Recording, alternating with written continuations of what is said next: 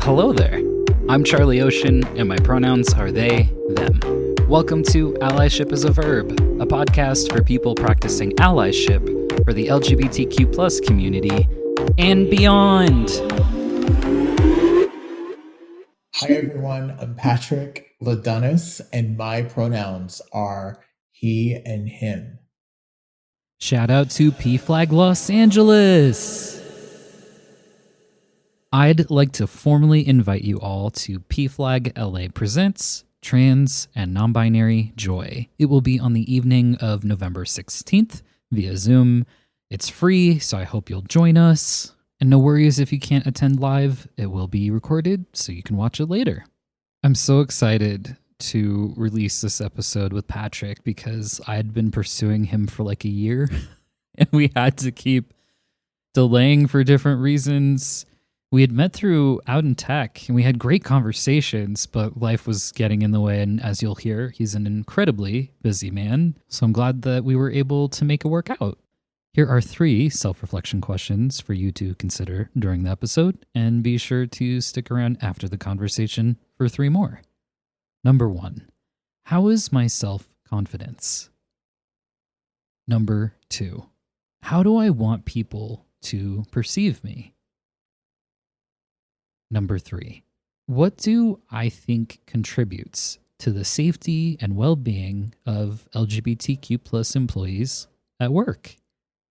And now, the conversation. You are Black, gay, and a filmmaker, among many other things. But what do those intersections mean to you? Wow, those intersections, man, it means that I am beautifully complicated while yet fascinated by the fact that I'm still discovering more about myself and others. And that I think I see life through a visionary lens for not just myself, but for the people that come in and out of my life. I wrote down that you love being gay because that was one of the things that came up in our conversation. And I'm wondering if you can share more about that. Ooh, let's see. Yeah, I love being gay because it's who I am. It's part of the story. It's a chapter in the book of life called Patrick Ladonis. It's because I see things where there's something unique about being a part of this special community. You know, LGBTQIA plus. I don't care how many alphabets we are because we make our own rules, and I love it. We're fashion forward. We are we are the head of so many movements, even some that we don't even get the full credit for.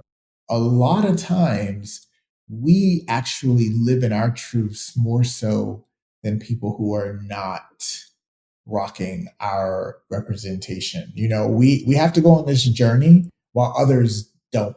So it's like, I love being gay. I mean, it took me a while to get here, even though I was always here, whether it was the fact that, you know, my parents saw it, my mom knew automatically, but it's embracing that. It's almost like we become superheroes. Like once you finally get your power, you're like, wow, you know, this is my power. So when I look at being gay, it's like, I've always been a hero. It just took a while for me to fully embrace it and like activate them per se. And so that to me is when I think about, you know, the struggle of coming out, that fear, what that was going to look like and feeling ashamed, but then finally moving past all of that stuff, which was in the early chapters, to finally being like, I have fully accept myself. I love who I love. I love being me. I love my friends. I'm a good, decent human being.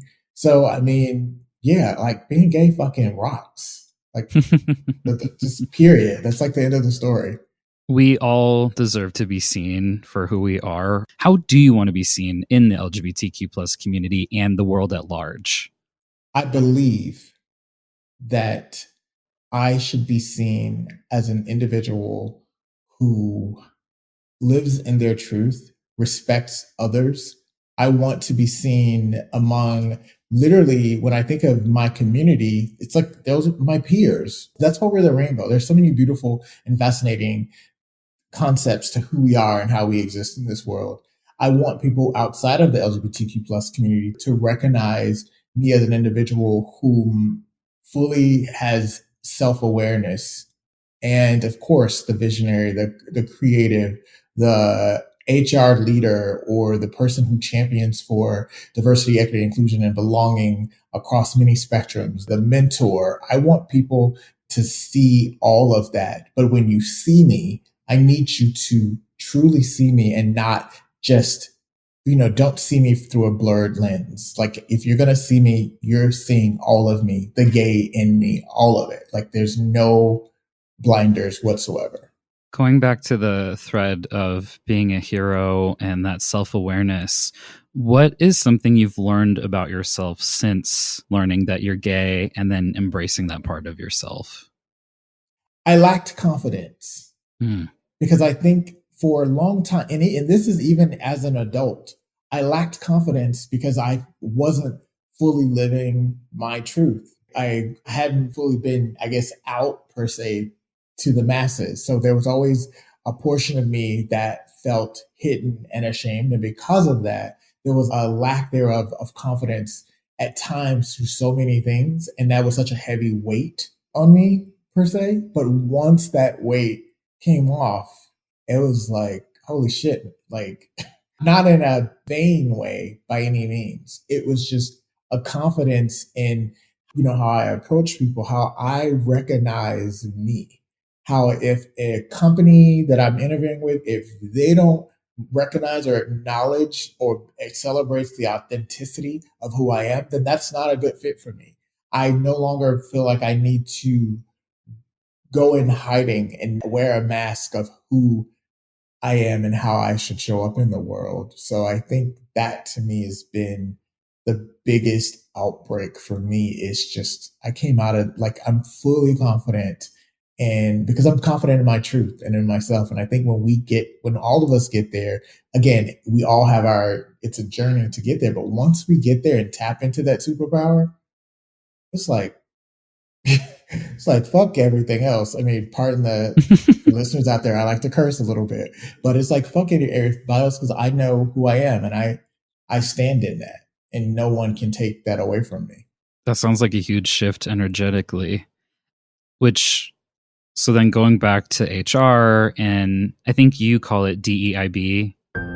Diversity, equity, inclusion, belonging. Something I've noticed, being someone who's an LGBTQ plus speaker, trainer, consultant, and all of that, I think there was a lot of energy around 2020 with a lot of companies committing to doing this type of work. I've noticed since then, it's kind of dropped off. I've been seeing a lot of DEI professionals be laid off, including like directors of DEI at an organization. Budget cuts have been made to like employee resource groups or affinity groups. There's been a deprioritization of professional development as it relates to learning about different communities. I mean, is that what you've been seeing? And yeah, I guess I want to leave that open-ended just for anything you might want to share around that. I have seen a lot of that. I have friends and colleagues who specifically are DEI practitioners be impacted heavily, and it's extremely disappointing. What's so interesting is I just had a conversation. I was part of a panel today. We were talking about the disappearance of DEI in companies. Like, it was 2020, George Floyd murders, and so many companies were taking a stand here. But I think where the misalignment came from, because DEI is not just a buzzword, is I think people were looking for a quick fix, or let's throw all this money to it and I'm sure we'll be able to fix. Well, the failure of DEI and it's being woven into the blueprinted infrastructure of organizations is that it's a forever commitment. It's not just it's not like a product you create and you can have it on the shelves in 6 months. It's something that you have to, once you start to implement it, it is something that you have to practice and continue for the longevity of the company, as well as in your own day-to-day life. We always should be walking in a practitioner mindset of, how can I increase my awareness? How can I create inclusion, and how can I make sure that whatever is happening, like in my neighborhood or within my friendship group, that things are equitable and that we're having these conversations of bridging the gap where I see misalignments. I believe organizations miss the mark because you can throw a lot of money to something, but it's sort of like just putting a band-aid on a gunshot wound. It's not going to change. And I get really passionate about this too, so forgive me. It's just that I see that even though your question and the question that was asked in that panel spoke on, they asked me if I saw things getting different or if they're going to get better. And I said, I don't mean to sound like a pessimist because I am an optimist. I do feel like things will get better, but I unfortunately feel like by the time they get better, I would likely be retired in my villa in Barcelona reading a newspaper with my cat. Because I always figured, because it's like we only improve 1% towards, awareness every 5 or 7 years. It's not happening like it should happen. I strongly believe that Generation Z, the generation that's coming after me, will be those change agents because a lot of the things that were really taboo or fearful, I think they have more of the confidence than I had to say, this is who I am. These are the decisions I'm going to make, and I'm not going to take this anymore, kind of thing. But unfortunately, again, by the time they do start to really get there and make their marks, like I said, I will still be doing the work. It's just that I won't be in a place of work because I do feel that it's going to take some years before we are there to the utopian, like DEI culture that I feel like we all deserve to work in. I'm wondering, like, as an employee, what is something a company can do where you feel like you're being included? And then what would be the difference of you feeling like you belong? That's a $1 million question. That's a really good question.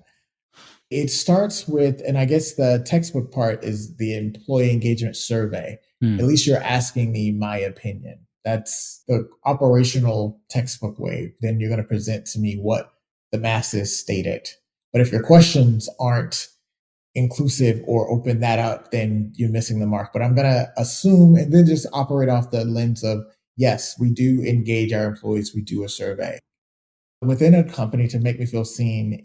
I feel like the ERGs, the employee resource groups helps, but fireside chats aren't just for us to talk to CEOs. One thing I'm doing really different at my company now is we're going to highlight our founders, but we're also going to start to do fireside chats with the everyday employee because we all have a story to tell. Every single person on this earth, we have a story.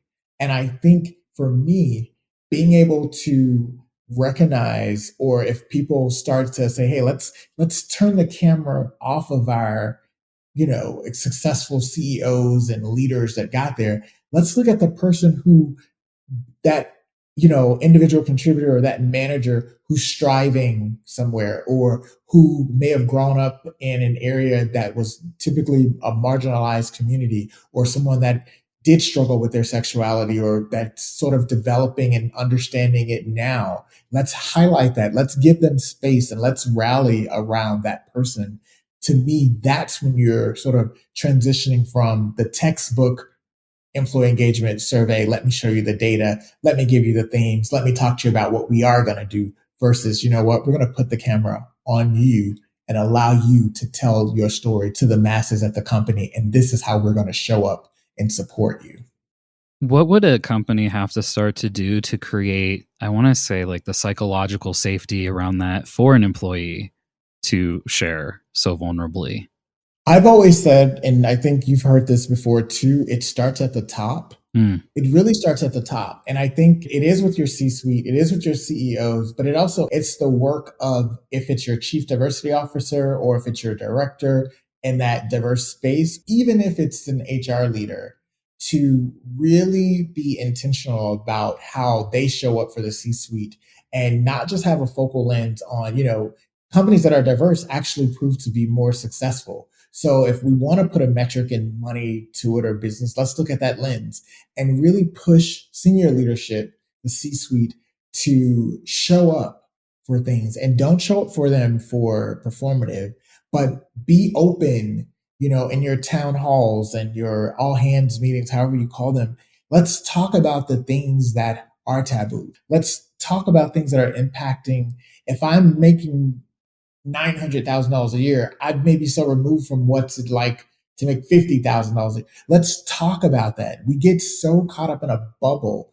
And I think being in that bubble, it creates the division and it creates the misalignment and it further pushes us away from being able to get to that utopic or that utopian inclusive culture that we so deserve and could really thrive in. The solution here is, I don't want to say forcing, but really holding accountability for the leaders of an organization to look at those values that they create for the company and then say, how do these values not just speak to you? How do these values speak to our customer support team or our recruiter, like to our, executive assistants or someone else in a lesser position? How do these show up to them? How can we meet them in the middle to create that kind of partnership? Because it really should be a partnership, because there's an investment that the company does in its employee when they hire you, but there's also an investment that I'm giving my time to contribute to the company's bottom dollar and to that success. So meet me halfway. And that really needs to happen with leaders being taken to task on being able to connect with their employees. Sometimes, and having been an employee at different 9 to 5 situations, both in tech, in nonprofit world, just, corporate America, sometimes when I get really passionate about something, it can feel like change isn't happening soon enough. And I don't have a lot of great patience that I'm able to exercise waiting for this change to come, regardless of whatever I'm trying to do. And sometimes it's because the organization is fearful of getting into this work because they're afraid about maybe, I don't know, what they might uncover about their practices, or I think they're also afraid of backlash. So I guess I'm wondering, like, if there's like an employee listening right now who feels very passionately about getting something changed within their organization, what are some of the ways that the organization may best receive that feedback, and like how could they present something so change can happen for the better? I believe that what a person would have to do, it's one of those things where you have to be very strategic. Who do I form my allyship with? Yeah. Where are my allies? Is that in my HR business partner? Is that with my manager? Where does that exist? And once I find that, the psychological safety, can I be transparent? If that space is there, I believe or I see that there's a huge opportunity here at this company. I sometimes don't feel seen. However, because again, thinking about too, that this is a place of business, people like solutions. So if I'm coming to this HR business partner, or if I'm coming to my manager and saying I'm not being seen, more than likely they're going to say, well, how would you like to be seen, or help me understand? Well, you know what? This is what I'd like to see. This is how I would feel like I'm being seen. This is how I would feel included. And I'm providing you with some suggestions. I'm providing you with some plans. But also in knowing that as a employee, I say this as a identifiable HR executive leader myself, I coined it as leadership activism, where this can be for the employee. There's a form of being an activist that you have to bring into the workplace. The workplace has evolved so much over the past 10 years, basically. I hate to say this, but it's the truth. Things are political. Politics is a part of the world now and into the workplace. There's a different dynamic because now a lot of people do work from home. So in that working from home, it revealed a lot, especially from like neurodiverse, people that don't want to be on camera. I don't want you to see me on the camera, or I get anxiety if I feel like I have to be on camera. I may be ashamed. I don't want you to see the house that I live in, or maybe you can hear the noise. There's so many things that evolve around that. And so because of that, there's that thing where in the workplace experience, it's been redefined. And so I have to go into it knowing as an employee, if I want to change it, I've got to be a change agent. And that change agent, you may not want to call it activism, but I'm going to call it activism. I've got to be willing to be that activist and go be that one person that's saying, hey, I don't feel seen. This is what I would like to do. And I'm sure that by being that first person, you might be the first, but you won't be the last. It'll inspire some other employees to have your back and to help champion the things that you're trying to push forward in that organization. I feel like there's so many other rabbit holes I could go down there, but I have so many other things I want to ask you. So switching Okay. gears, like really, really hard pivot. Okay. You've been with your husband for over 20 years now. I'm curious about how that relationship so far has impacted and changed your life. It's a long time to spend with somebody. It is, man. When I hear those 20 years, I'm just thinking, gosh, I don't even look a day over 25. But no, Yeah. I'm kidding. I think it's one of those things, and this may sound really cheesy, but it's a love story.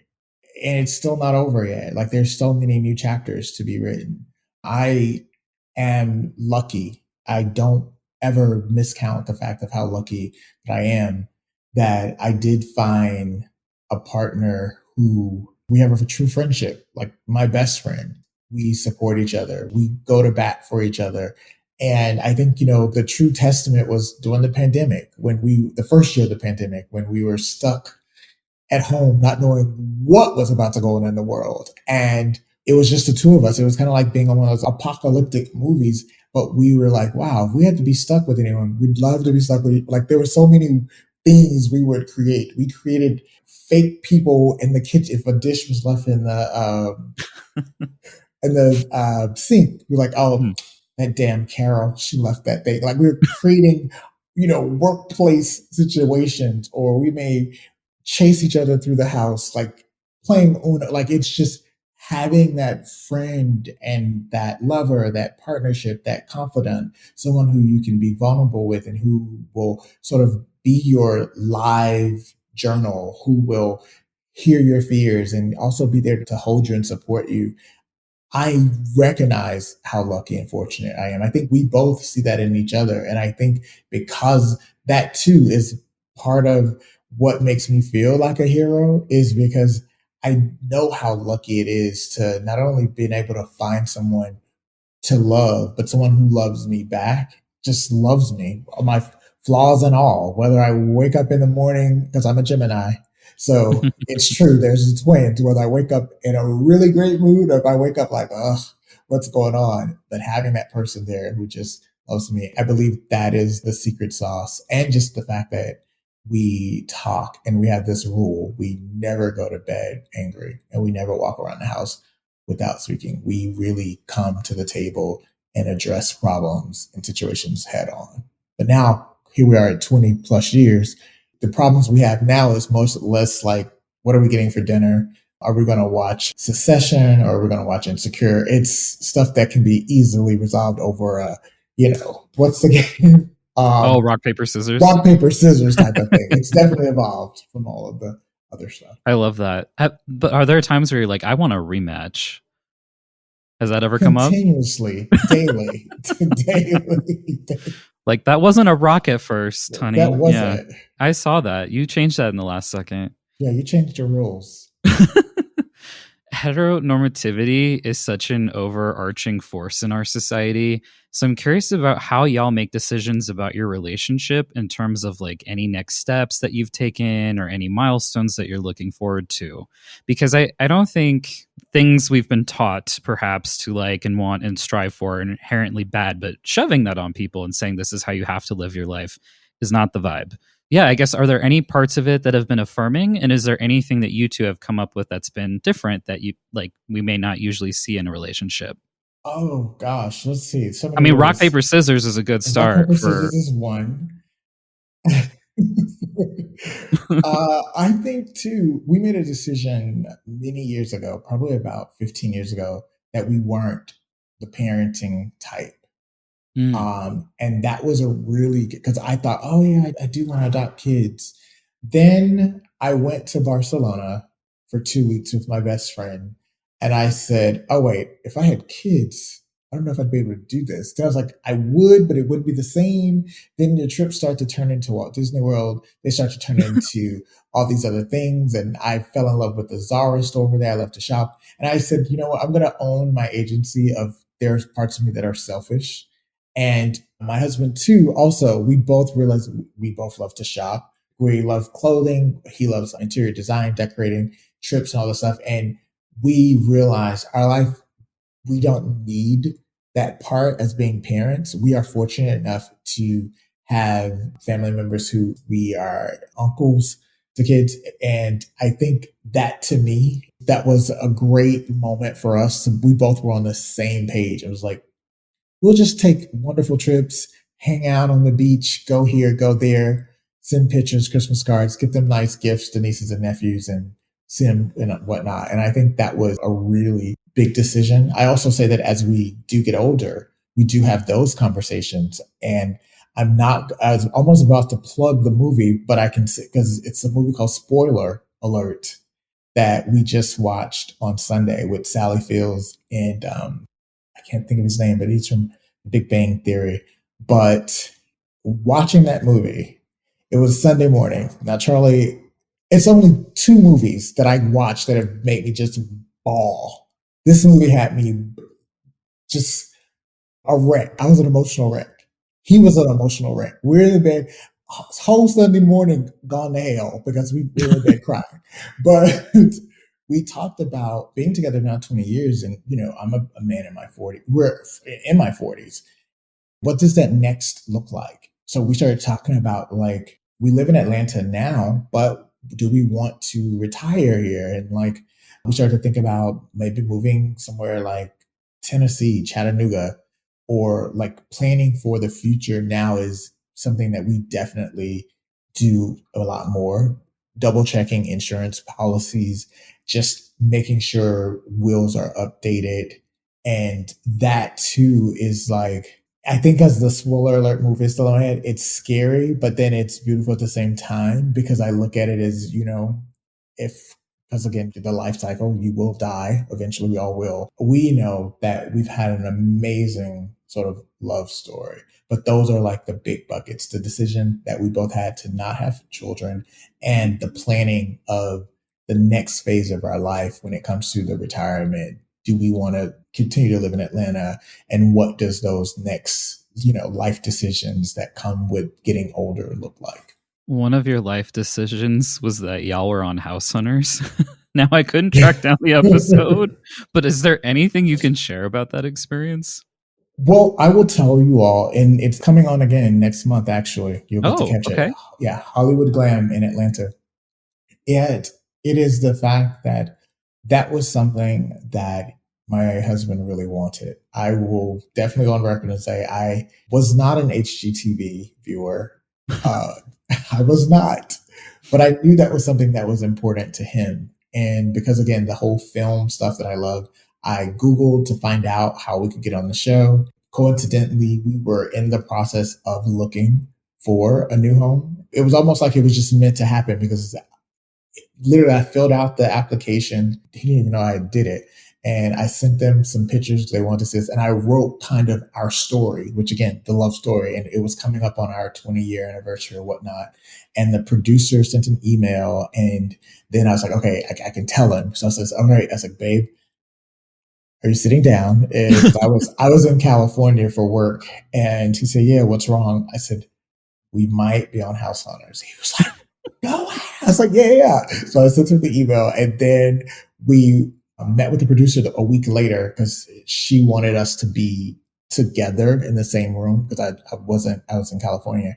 We met with the producer, and the next day after meeting with the producer, she sent an email and she said, I showed you all to our team and there were no notes. There were no production notes. They were like, Patrick and his husband are perfect. And then the process began for us to be on House Hunters. And it was so exciting because I knew this was something that he was going to just love because he loves the show and watches everything HGTV. It was an adventure. It was, again, another adventure for us because it was almost, HGTV, that's a real show. So it's like doing reality show, which I will selfishly say I love reality TV. But it made us just realize the dynamics of our partnership. And so many people saw that episode. And also, spoiler alert with the show, we filmed like my mom, we recorded some stuff with my mom and with one of my really good friends. And they cut them out when they did the editing part. And they cut them out and they said, because you and Robert were so amazing, or you all had such a great energy, we didn't need the extra. Like your mom's part or your best friend's part, none of that was necessary because you two just held the attention of everyone doing the edits. It was like, just keep it on those two. And there you have it. Gosh. So when I think of HGTV and when I think of House Hunters and any iteration of it, I feel like there's this unofficial bingo card of the things that like people are always caught saying. I'm curious what yours was. Like, did you say open concept too many times, or like, was there something you kept finding yourself saying about the spaces that you were like checking out? My buzzword was modern because it Okay. was called Hollywood Glam in Atlanta. My husband grew up on a farm. I grew up in Chicago, the city. So that was a great story dynamic. Like he was fine with a farmhouse, a bungalow. When I was 18, I got to go to LA for the first time and fell in love with LA. I wanted Mhm. Malibu like houses. I wanted a white house. I wanted a rooftop where I could host a party. I wanted all the glamorous stuff that comes with Hollywood. So to me, that was our story. Our realtor was trying to find a happy medium, a little bit of Hollywood glam, a little bit of traditional with the farmhouse. My husband was like, "Oh, I want a yard." I was like, "For what? I'm not mowing a yard."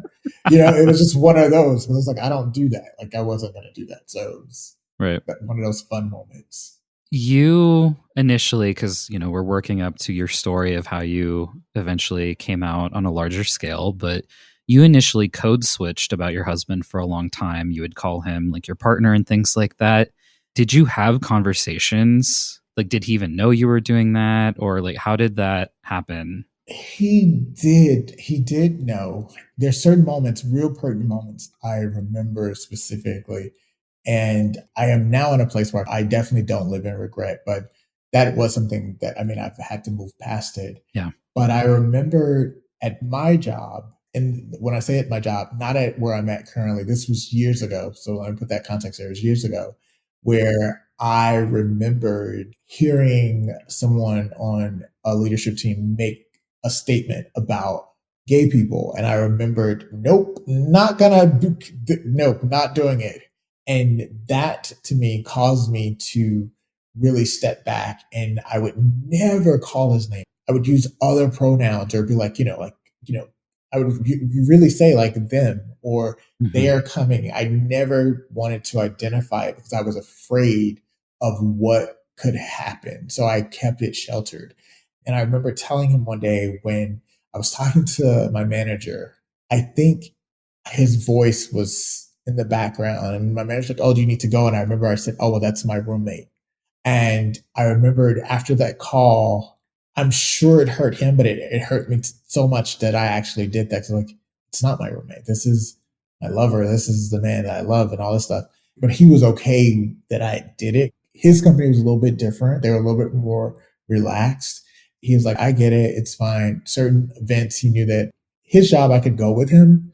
But at mine, I just wasn't comfortable because back then I was really about trying to make it up the corporate ladder kind of thing. And I was like, and if they find out or see this, I don't want to get, you know, labeled like, thank God I'm so different now. Didn't want to get labeled or caught up in that. And it was really difficult because it almost became almost like acting. You're playing this character. You're right. The code switching part, being cognizant of making sure what names you say.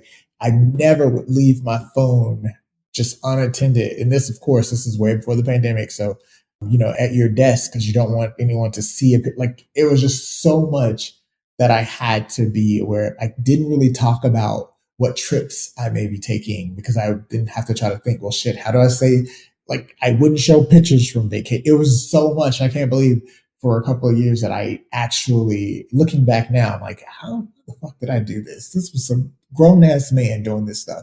But it was kind of like the circumstances and where I was at that point is kind of why that was happening. And I just, ugh, such a blemish. But it's a part of the book. It's a chapter. So Yeah.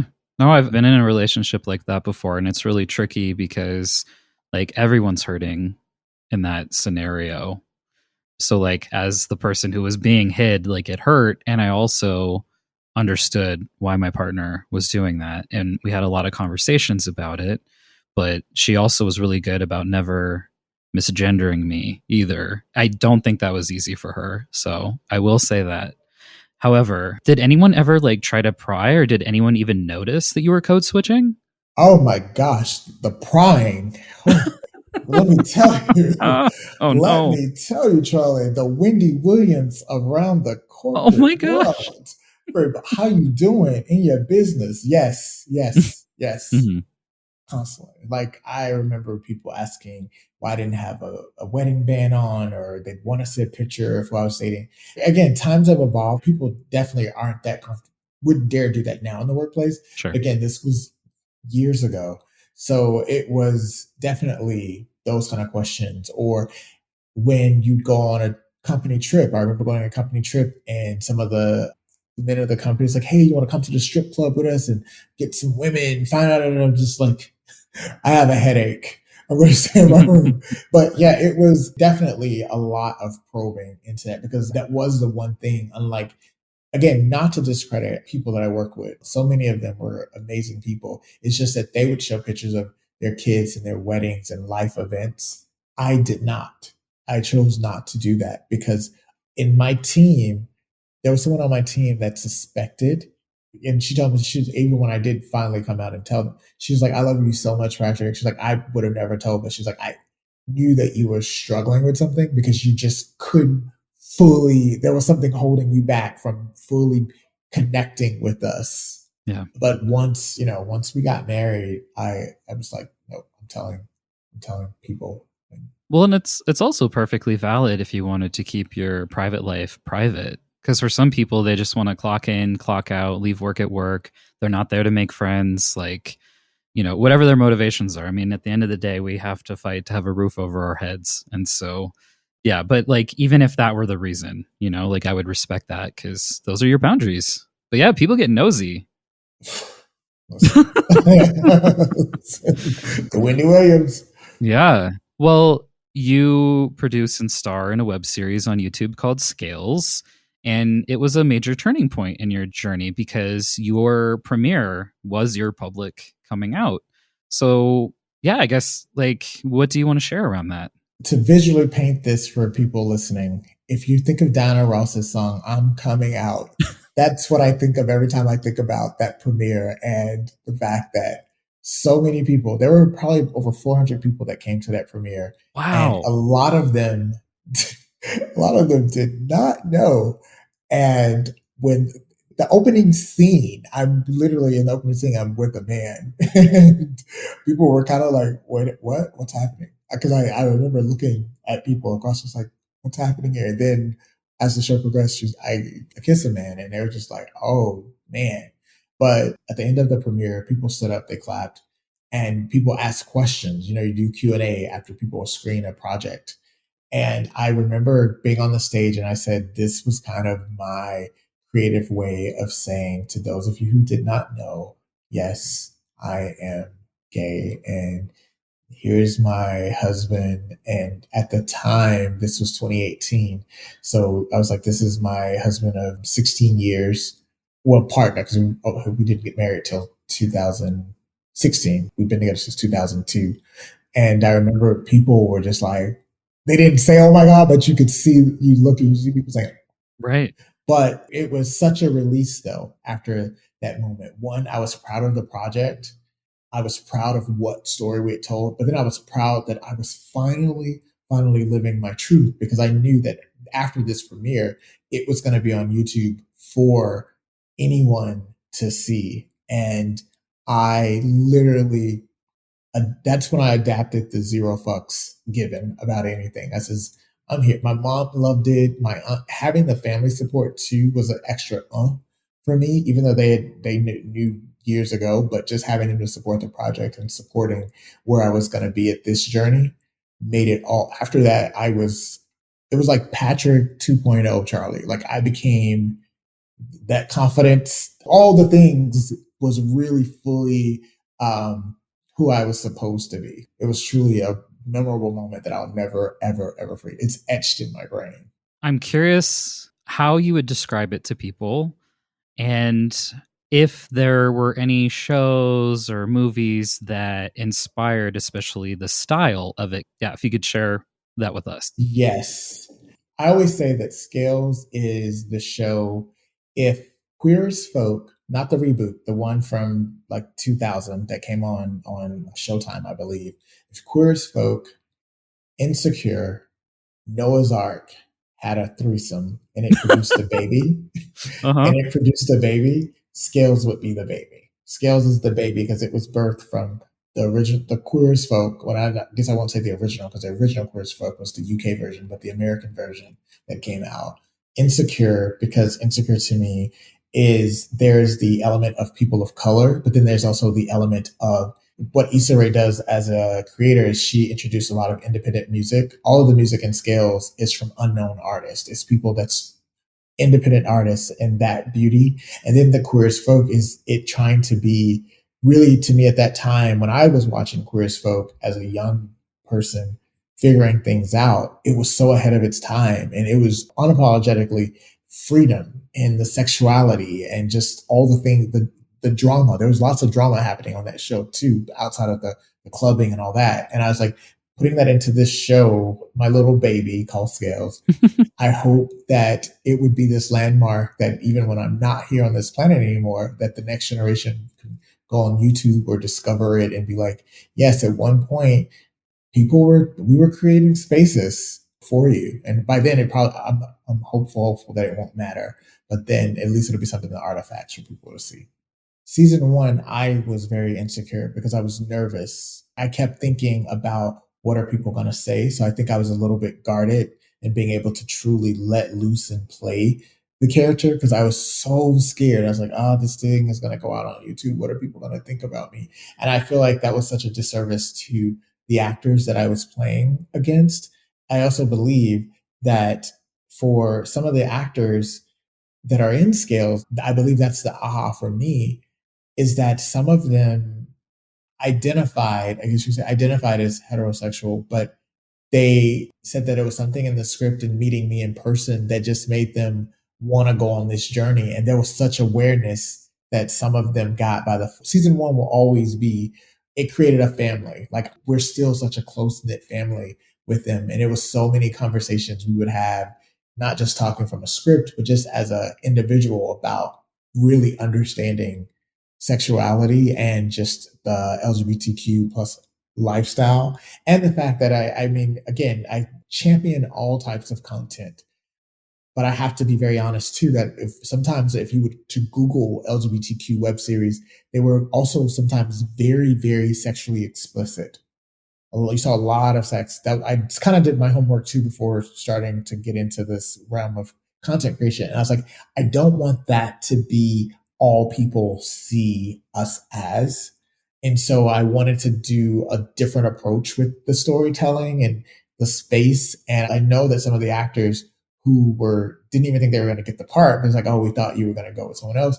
They were so pleased that it was art that I was making. And when people see plugging this, because season 4 is done and season 4 will be coming out in a couple of weeks, some of our actors, because we know each other, we're familiar with each other, there's a lot that you're going to be in for a surprise, viewers. There's a lot that happens that there was an actor, I'll just say this, that I play with as an actor. Oh, wait, should I say play with? But yeah, as an actor that I'm playing in a scene with, where because the actor was willing to go there artistically for what the scene caused, we had to do this a couple of times because I was freaking out. I was like, are you sure you're okay? Are you sure? Because this actor is actually, identifies as, heterosexual. And he was like, yes. He's like, we've been on this journey. He's like, so it's the art. And he's like, it's the beauty of what you're telling. He's like, we're here. And one, that was like a rebirth in myself, but Charlie season 4 is fire. Well, hey, I mean, even season 1 has its steamy moments, but I love that you also balanced it. Like, y'all always got smoothies. I was like, does Patrick really like his smoothie? That was It me was keeping cute. it It was to cute. keep it. It's like a tongue in cheek cuteness, even with people coming to the door so much. Right. It was a combination of a throwback to like Seinfeld, the show about Mm-hmm. nothing, and just a little bit of me saying before we had cell phones that people could just show up at your place. Like, why did no one text to be like, "Hey, it's 2018." No one should just drop. But I was like, let's just have a little fun. It's the day that everybody. It's the revolving door episode. I think people just Yes. kept coming by Yes. Remy's place. And I was like, I wanted to do that to kind of pay a little bit homage to the Seinfeld and to the days of when we didn't rely on technology so much to connect with people. Yeah, because I don't want to like give a lot away either, but the last thing I'll say is, there is this cute part where you meet someone and you're hitting it off and you explicitly say, like, call me, don't text me, call Don't me. text. Yeah. Yes. So, but really cute. How has the web series impacted you now that it's in its final stages? Charlie, it's made me a better person. And I say that because I always tell people I'm a work in progress. Like, I am a decent human being, but there's always room to grow. So creating the show made me eventually further build that muscle of confidence, being able to be passionate about my work, even my professional career. It made me show up even differently because I was like, I created an entire freaking web series. Like, I had the production team, location scouting, producing, and fundraising, crowdfunding to, I mean, season 1 we filmed it for $5,000. Season 2, 3 we did it at 15,000, 20,000. Like, it just Wow. continued to increase off of crowdfunding and donations from people. And I was like, oh, I kind of know my shit. So it's changed me in that regards. And also the fact that I don't look at the show as like, oh, it's this low budget web series. Each season, the quality of it got better because we got better equipment. We had more dollars to use and we increased our platform. We're not just on YouTube. We're on Reverie TV, which is the second largest LGBTQ plus streaming platform. So I'm proud of that. And I'm glad. I'm not because I'm glad, but everything has an ending. I always knew it was going to end at 5. Yeah. The way it ends, I had already written how it was going to end in 2017. 6 years ago, I had written how this end was going to happen. And we're almost there. It's like training for the marathon. And so I will be glad to cross that threshold because I hope that that final scene for people watching it, they'll be able to be like, this is what the show has been about. Because it tells you kind of at the end what scales and what the show really has been about at the end. Something you do is give back, and as a result you've joined like a bajillion mentorship programs. That's my language, not yours. Can you tell us more about your involvement with these and who the programs are for? Sure. So, gosh, you're right, I have done quite a few, but it's like organic for me. It's just natural who I am. I've done volunteer work with Lost and Found, which is important. They really take in, which I didn't even have that kind of awareness or education of. A lot of kids, when they come out to their parents, 12 and 13-year-olds, there are families that actually put their kids out of their homes. And Lost and Found helps create shelters and places for them to go and provides clothing and job training for them. Or they may run away because they're not accepted or their parents try to send them to a conversion camp. So I volunteered with that program for years and given money. And even the companies I've worked for ensure that they make donations because if they match you doing that for, that's been one. Big Brothers, Big Sisters, the City of Atlanta Mayor Andrew Dickens has made a pledge for the City of Atlanta with LGBTQ mentoring other LGBTQ young adults. Of course, my hand is up. Of course, I'm doing it because I know that it's important to be able to give them that space, give them that support, do the job interviewing, training, and coaching, and being additional support system for them outside of their friends and family. And of course, being paired with someone who is little bit seasoned like myself, there is wisdom that I can share that maybe their friends in their own group can't give them.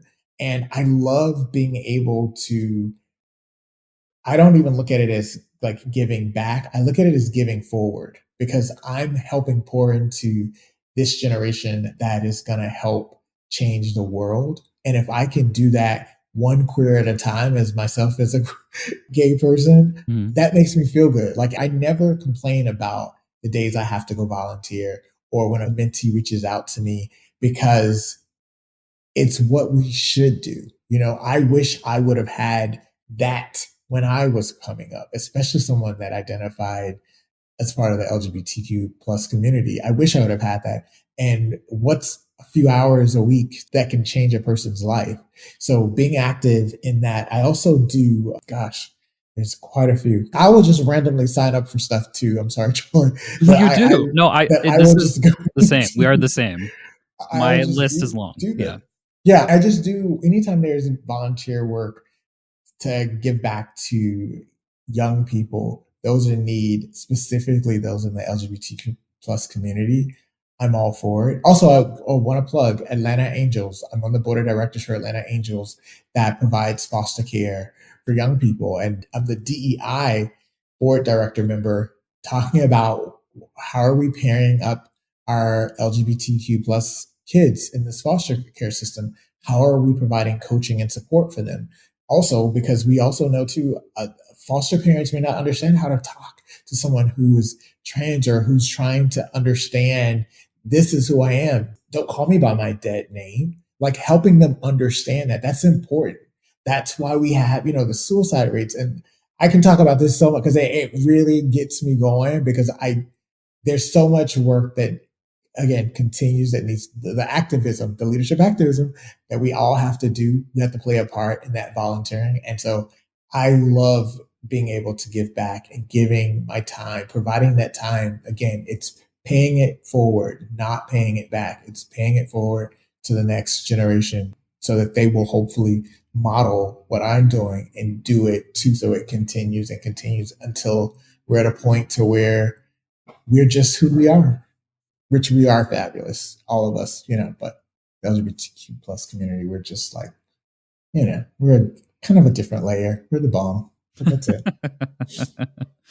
Yeah, I'm thinking. So I used to be part of a program in my early 20s called LifeWorks, and then it joined the LA LGBT Center, and it was LifeWorks mentoring. So I've been both a mentee and a mentor, and it's a really interesting dynamic because I think as an adult, wanting, like you said, to pay it forward, you go in expecting, like, I'm going to be giving to this young person, and then you don't realize how much you're going to get out of it.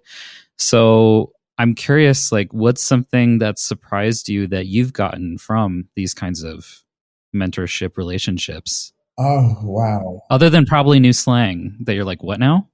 I was about to say, they keep me young and hip, and I will never apologize for that because I'm like, what? What? I remember the first time one of my mentees was like, oh, you know, that's Gucci, right?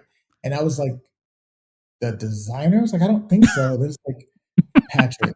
Gucci, meaning it's Gucci, meaning it's good. It's the Good. bomb. I was like, oh my God. And here I am being the older person. I was like, let me put this in my phone so I don't forget and I can use it. Urban Dictionary. I swear to God, when I graduated from my bachelor's and my master's in social work and I started working with youth, and I worked with them for a while because then I also worked at like the Trevor Project.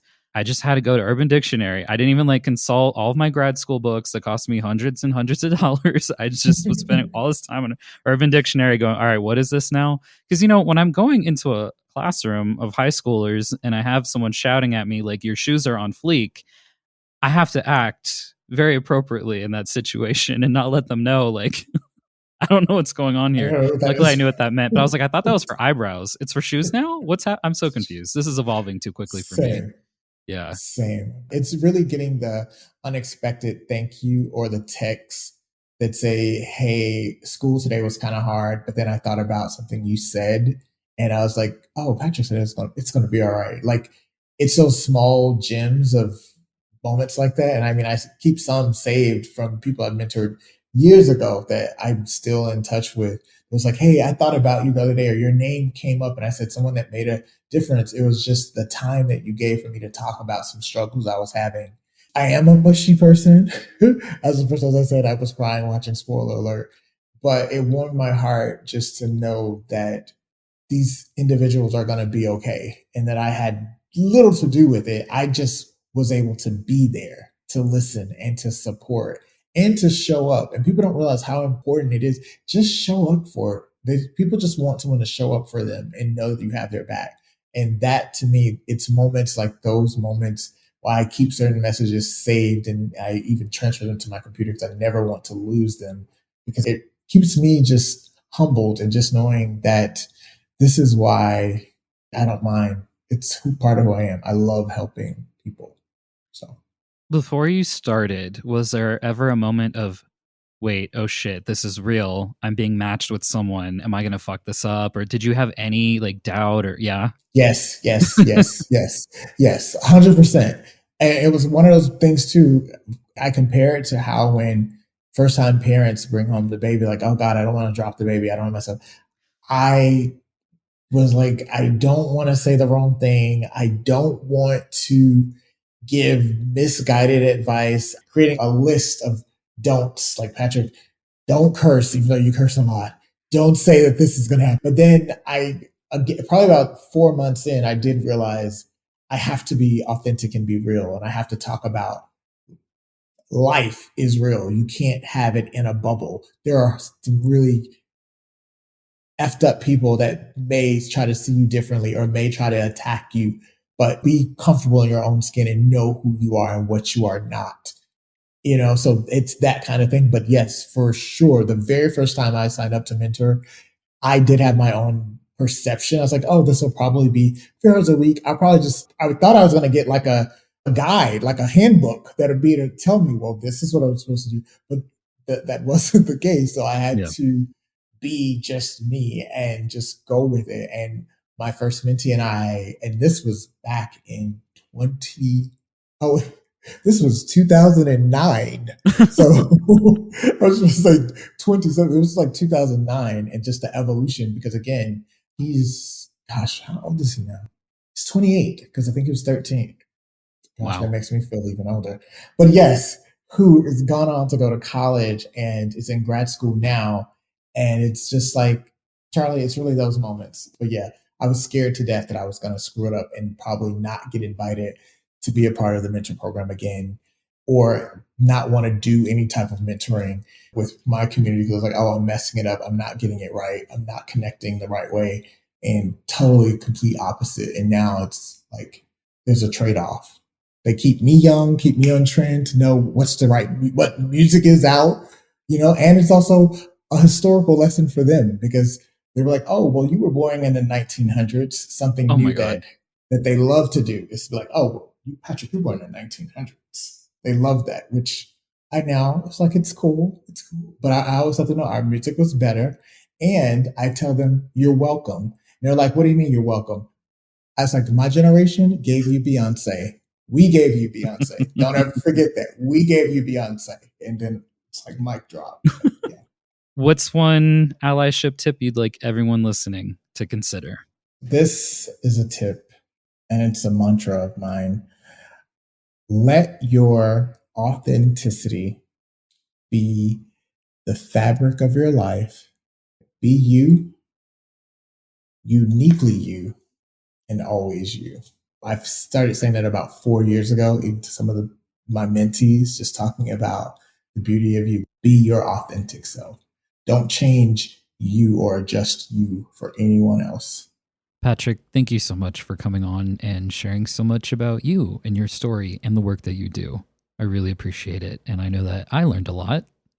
I will say, Patrick, you did break my heart. I mean, I've already told him this, but I'd watched all 3 seasons of Scales that are currently out. And we had our conversation a few months ago in like September. And I was like, okay, to wait for season 4, like to wait until November, I can do that. But then when I reached out to him before publishing this episode, he let me know that seasons 4 and 5 are not going to come out now until next year. And I was devastated. So Patrick, the audacity, how dare you? You pull me into this show and now I have to wait another year to get the final 2 seasons. But I will be sure to link to Scales if you want to check it out, and I encourage you to do so. And don't forget to register for the PFLAG Los Angeles Trans and Non-Binary Joy panel. All right, here are the final 3 self-reflection questions. Number 4, what values do I want my workplace to have?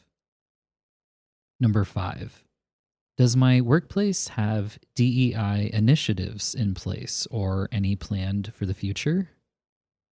Number 6, has my workplace reduced any DEI efforts they may have committed to back in 2020? If so, what can I do about it? Visit allyship.com for any resources and a full transcript of the episode. And remember, sometimes allyship means to be authentically you.